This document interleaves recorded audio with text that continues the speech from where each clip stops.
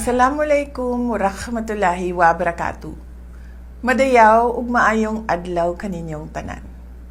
Magandang araw at maligayang Pasko sa inyong lahat. Tuwing Pasko ay binabalot ang ating mga puso ng mga biyaya na hatid sa atin ng kapanganakan ni Jesus.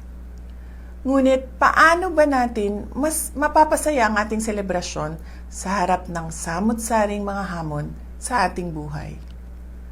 Mga kababayan, magiging mas makabuluhan ang Pasko kung ibabahagi natin ang mga biyaya ng Diyos sa ating kapwa, lalo na sa mga nahihirapan sa buhay, mga may karamdaman, mga ulila at walang tahanan, mga biktima ng sakuna at karahasan, at mga sektor na dumaranas ng kapabayaan.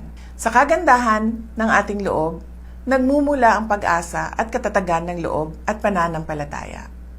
At ito ang gagabay at magpapalakas sa atin bilang mga individual, bilang mga pamilya, at bilang isang bansa.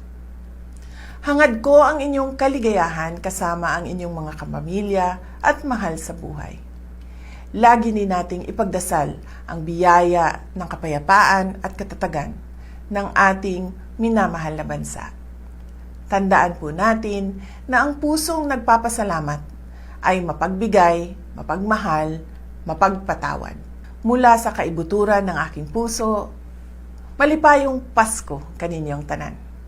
Mahalin natin ang Pilipinas para sa Diyos sa bayan at sa bawat pamilyang Pilipino. Syukran.